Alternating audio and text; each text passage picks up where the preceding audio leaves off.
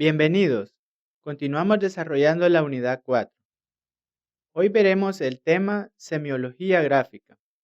El uso adecuado de la semiología y las variables visuales nos permitirán hacer mejores representaciones en nuestros trabajos dentro de un sí para transmitir la información.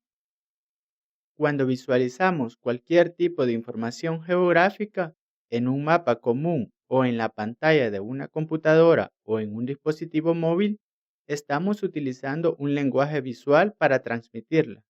Un uso correcto de este lenguaje nos permite comunicar gran cantidad de información, convirtiéndose en una herramienta de gran utilidad a pesar de sus limitaciones. Los mapas son instrumentos que permiten comunicar información espacial. Si están bien diseñados, pueden hacerlo de forma muy eficaz, exigiendo muy poco esfuerzo del lector del mapa para informarle de mucho. Después de esta breve introducción, pasamos a conocer la definición de semiología y semiología gráfica.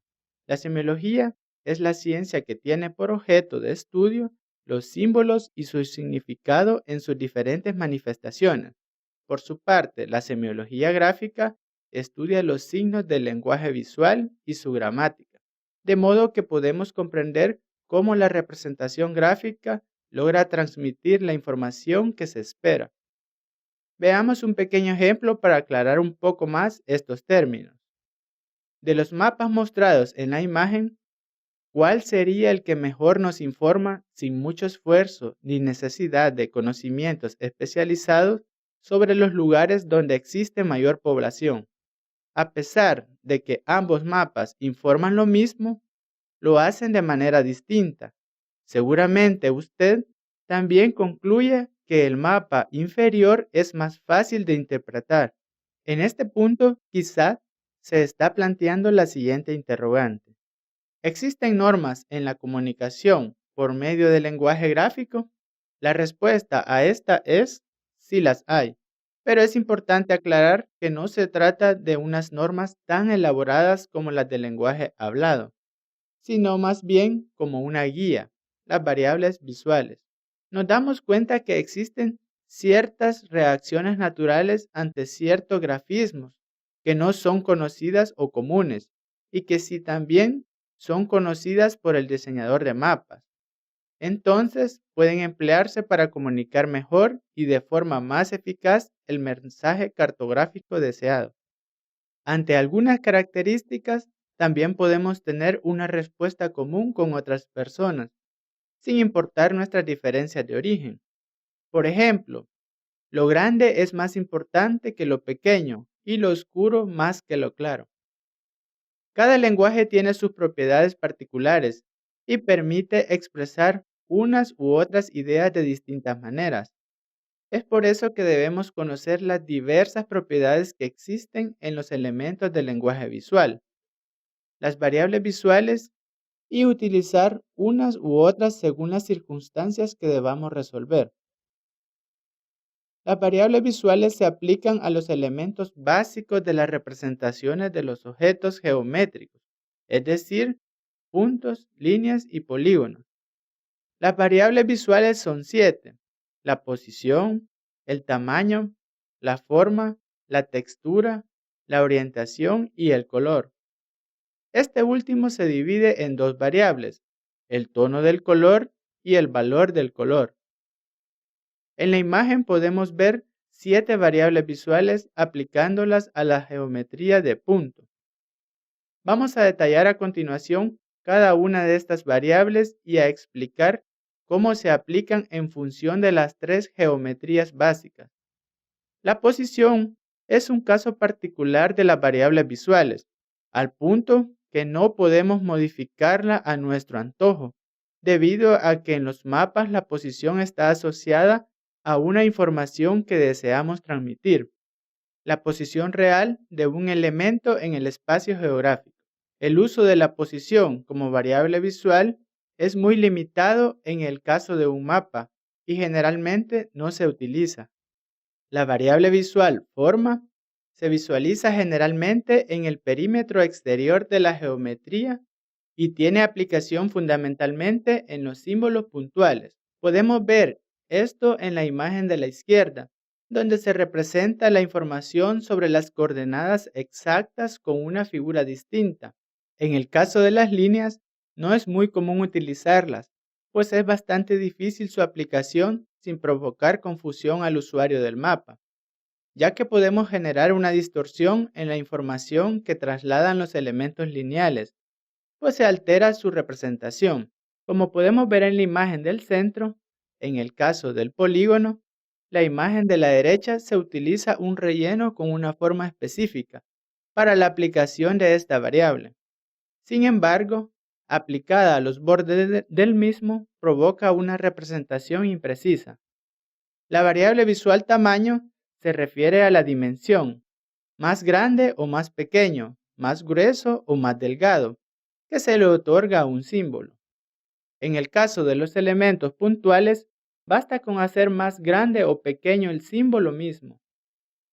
Para las líneas, basta con modificar su grosor o anchura, como puede apreciarse en la imagen del centro.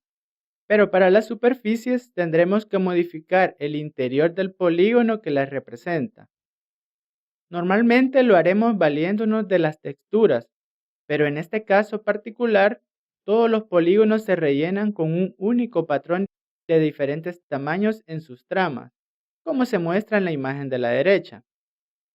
Debemos tener cuidado al trabajar con esta variable, ya que un punto muy pequeño podría pasar desapercibido, al igual que una línea muy delgada. Contrario a esto, un punto demasiado grande o una línea muy gruesa puede interferir con la vista de otros elementos. La variable color es la más importante de todas las variables visuales. Tiene un amplio campo de aplicación. Esta variable se divide en dos variables visuales, el tono y el valor. El tono es lo que comúnmente llamamos color, es decir, el nombre del color, verde, rojo, etc. Esta variable es muy perceptible al ojo humano, pero en símbolos muy pequeños o delgados resulta difícil de identificar y podemos tener errores si estos símbolos se encuentran compartiendo el espacio con otros de mayor tamaño o grosor en tonos distintos. El valor, por su parte, corresponde a la variación o claridad de un color dentro de su misma gama, lo que se conoce como la escala de un color. Un ejemplo típico es la escala de grises. Aplicando a las diferentes geometrías, el valor es más sencillo de apreciar en los símbolos de la superficie, mientras que en casos de símbolos puntuales y lineales está relacionado con su tamaño.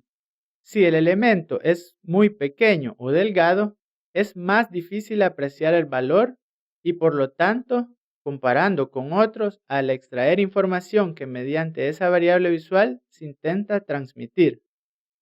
La textura como variable visual indica el uso de un patrón para rellenar un símbolo, y se deben usar distintos patrones para producir una diferenciación entre los símbolos. Si lo aplicamos a símbolos puntuales, necesitaremos que estos puntos tengan un tamaño considerable para que se distinga el patrón. Si lo usamos sobre líneas, tendremos como textura un patrón de discontinuidad, guiones y espacios en blanco, como se muestra en la figura del centro. Dependiendo del significado de las líneas en nuestro mapa, este tipo de patrón puede ser una desventaja, porque significa que una parte de la línea no va a representarse. Para los símbolos de superficie, la textura puede aprovecharse completamente, ya que la mayor dimensión de estos permite una percepción completa y facilita la interpretación, al igual que en el caso del valor. La última variable visual es la orientación, que corresponde a la variación que puede presentarse al momento de girar un símbolo en un mapa. Los símbolos puntuales, con formas geométricas diferentes al círculo, son ideales, de modo que no impidan percibir correctamente la orientación.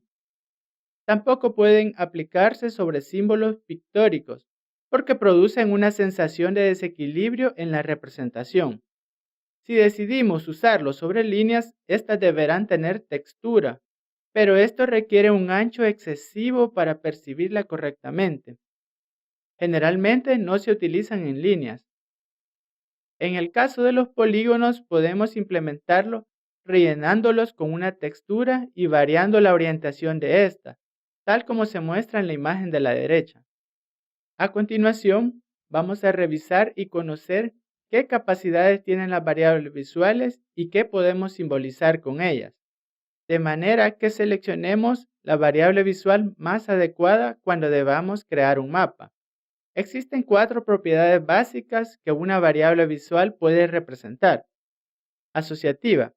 Se trata de variables visuales que al aplicarlas no aumentan ni disminuyen la visibilidad o importancia de un elemento del mapa. Selectiva. Corresponde a las variables visuales que generan categorías de símbolos. Ordenada. Existen las variables visuales que se usan para representar un orden en la información del mapa. Cuantitativa, que representan si una variable puede estar ordenada y puede mostrar cantidades. La lista anterior está colocada según el orden planteado en la obra del reconocido cartógrafo francés Jacques Berly, pionero en el campo de la semiología gráfica. Dicho autor llamó a estas listas niveles de organización, donde la propiedad asociativa es el más bajo nivel y cuantitativa es el más alto. Como veremos en el siguiente tema de la unidad 4, el nivel de organización define qué tipo de información podemos transmitir con una variable visual. En este cuadro de resumen, podemos ver la relación existente entre las variables visuales y las propiedades que éstas pueden presentar o poseer. Revisemos 2 casos. Diremos que las variables visuales, tamaño y valor, son las únicas que no pueden presentar la propiedad asociativa, debido a que estas variables agregan o restan importancia a un elemento dentro del mapa, contrario a lo que ocurre con la orientación, la forma o el color. Por ejemplo, ya que no existe una orientación o tono que podamos definir como más o menos importante, o que un triángulo es más o menos relevante que un rombo o un cuadrado, tampoco podemos ordenar por forma, textura, color u orientación. Concluimos de esta información que la variable visual que puede poseer o presentar a la mayor cantidad de las propiedades es el tamaño. No debemos olvidar que la primera variable visual, posición, prácticamente no se usa en la preparación de mapas, debido a que la ubicación representada por un elemento en un mapa es parte inherente del objeto geográfico.